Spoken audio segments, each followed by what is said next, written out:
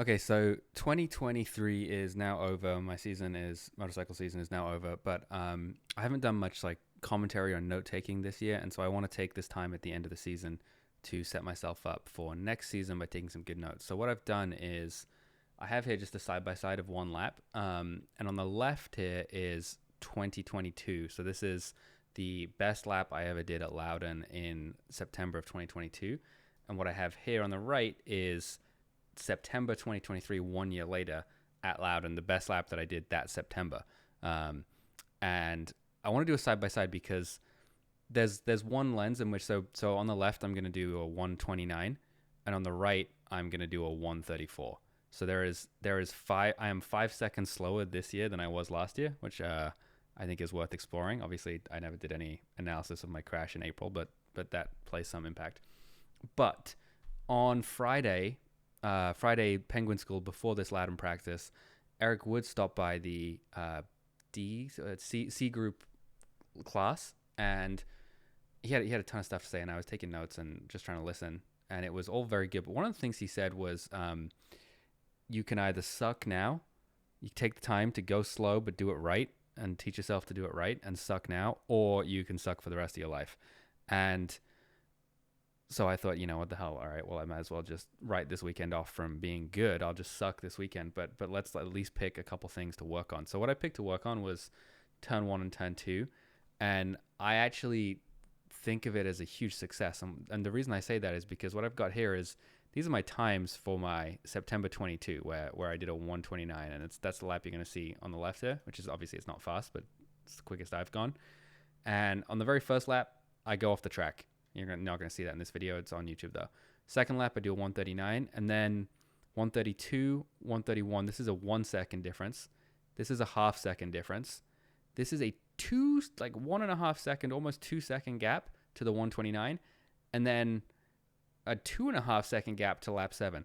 So if you think about, like, in terms of my consistency here, it is pretty abysmal. And maybe there was a little bit of traffic. However, in the right, this is not during practice. This is during a race. So to the extent that there is traffic, it is perhaps a little more meaningful in some of the other laps. And yet, what I was really, really pleased about is once I get past someone on lap 3, my times for lap 4, 5, 6, 7, and 8 over here were all super consistent. And I was like, I saw this and I was so pleased with myself. So even though I'm going slow as shit, I thought it was the consistency that I was trying to work on. And when I say consistency in particular, there's a couple things. So I want to do this review so that next season I don't need to be as slow from the get-go, and I can have some of this ready to go from the beginning. So with that in mind, we're going to step into it.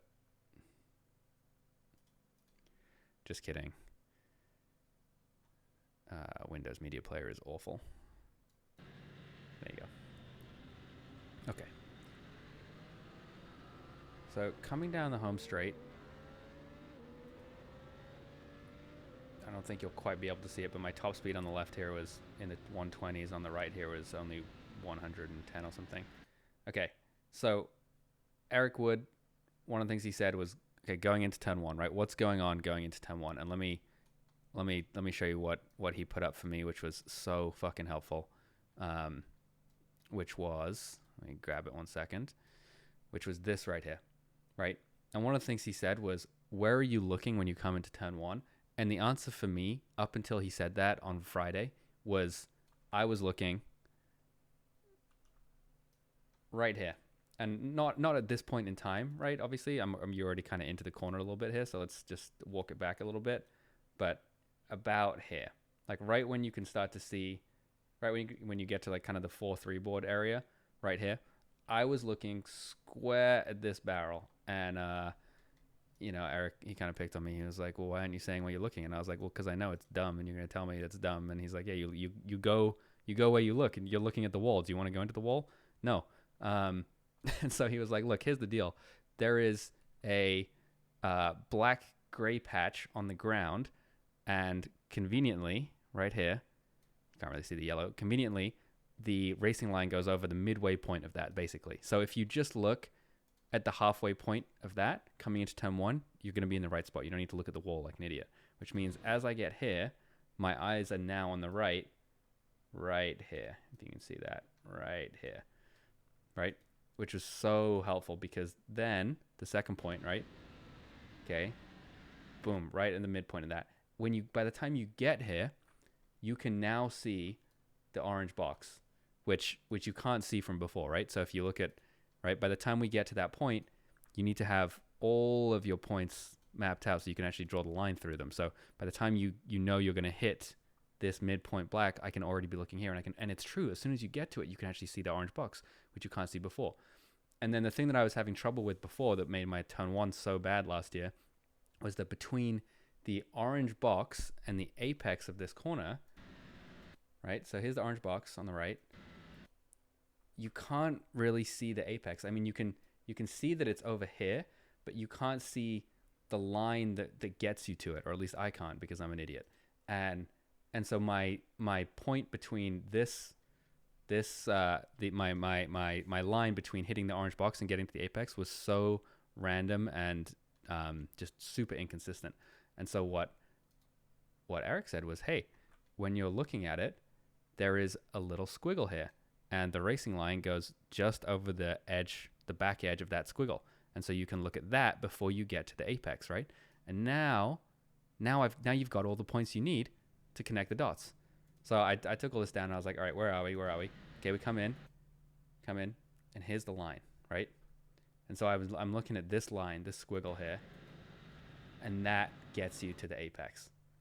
So I really like this, and this made me go from being completely inconsistent into turn 1 to way more consistent. I mean, you saw the consistency, right?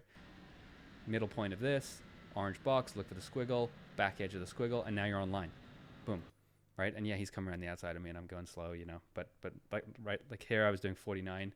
Here you can see I'm doing 42. I'm going slow, but I'm hitting this stuff, and so I was really, really pleased about it. All right, then I wasn't worrying about this. The only other thing that I was worrying about was turn 3. And I was worrying about turn 3 because that's where I had a little crash in April. So you can see here I go much faster on the left. You couldn't see on the right, actually. Now, okay, here's one thing that I think I'm still doing badly and that I was doing better last year is turn-in speed of the bike. It's a bit of a hang-up of mine, I think. I just don't trust the bike as much. So on the left, you'll see I kind of just put the bike over on line quicker. Boom. Whereas on the right, it feels a little slow. Now this is, here we go. This is the second bit, right? What I said was, this was not actually Eric. I think this was our coach for the day, actually. I think it was Jeff. I'd been like, look, Jeff, here's what I don't get, right? Here's what I don't get about this corner is the slowest point of the corner is the apex of the corner for a bunch of reasons that we went through in class. But when you get to, like if you listen to some of the stuff Eric's been saying, like when you get to the slowest point in the corner, and then once you're through that, hypothetically, gas on, bike up, right? Like you want to be standing the bike up, but taking away lean and then being able to add gas, right? The thing that I didn't get was I was like, look, I'm here. I should use a different color pen, sorry. I'm here at the apex, and I don't see the exit of the corner, so I don't feel like mentally confident standing the bike up and putting gas on. And if you look at what that looks like in the corner, right? When we get here, on the left, this is last year. Listen to how, well, I guess it'll be tough to hear, but you can maybe watch how quick I get on the throttle. Boom. And like this is I'm touching the gas. It's maintenance here, and then, oh, sorry, I clicked the wrong button there. Hold on, one sec. Right, watch on the left when this RPM gauge starts going up, right? Going to the corner, and there you go. It went up from 5.5 to 6. So basically, it's right here. I'm touching the gas, and it was kind of freaking me out now because what happened when I crashed is I touched the gas here on a cold day and made a bunch of mistakes and took the wrong line and tried to add lean and high-sided the bike, right? But I'm trying to figure out what's the right way to do this corner. And what Jeff had said was, look, what you need to do is view this arc that he drew right here as your arc, right? And you can't read his writing here. When you add throttle here, this says 3%. You are adding 3% throttle. When by the time you get to here, you're maybe at like 20% throttle. And so and so as you come through the corner, you're very slow, and it's not until you get to the exit where you're talking about 100% throttle, and there is a portion of this curb right here that is actually straight, right? And you can kind of see it even here. Like this is curved, and this is curved, but there's actually a pretty flat bit here, and that's your full throttle point basically, or at least he's talking about himself. But I was asking him, like, how am I supposed to do this? I don't like, help me think about it. And then you want to be going pretty deep here to give yourself as long as as long and straight of a line as possible. So I had that in my mind the whole of Friday night after I'd got it, and I was working with it on Saturday. And so what I'm doing on the left here is actually pretty fucking good. But and then the other thing, report card that Jeff had was this gray patch, which is the most visible thing in this corner, is this big gray patch right here, right? And one of his like self-report, and you can see it here, it's even on the track map. One of his self-report cards was, as I get after the apex, is my bike parallel with the edge of that gray patch? Like, is my bike pointing like along exactly with that dark gray patch? Because if not, if I'm pointing to the left of it, I don't have direction that's going to let me do this gradual application of throttle and taking a lean angle. But if you do, then you can feel confident to add that 3% of throttle, and you don't have to scare yourself and tell yourself, hey, no, I can't go to the gas until I can see the exit completely. So you can see here, I'm in a higher gear. I'm in 3, so there's less going on, right? But as soon as I get here, I feel like, okay, I'm good to add throttle. And so I'm going to replay it again. If you watch the right, it's really hard to see because of the camera angle. But there's the apex basically right here. I'm about to hit it. And now I've just started adding throttle, but I'm adding, this is like, I went from 2.5, I went from like 2.7 to 3K RPM, but I technically added a tiny little bit there. And then there is the straight bit of curb that lets you drive all the way out to the edge, right? Do I have to be riding this line with how fast I was going? No, but made me feel good. And then here, okay, this is a bit where I'm gonna get wrong, but I wasn't focused on it, right? So basically, the rest of the track I don't care about. All I care was hitting these two markers, right? My turn 1, and my turn 3 throttle point. Do I have direction when I do that? Happy with everything else. That said, turn 6 is probably what I want to work on next year, so I have to be good about this stuff. Turn 1 and 3, so I feel comfortable working this. The thing that I get wrong here is I think is direction. So by the time I get to the apex, or at least I apex, whether or not that is the apex, and I haven't done any work on this corner yet, my bike is pointing off here right now, as of 2023. My bike is, I'm apexing, and I am pointing maybe that way, but it's not quite. I don't know if it feels as good as it should. Whereas if I go back, we look at 2022.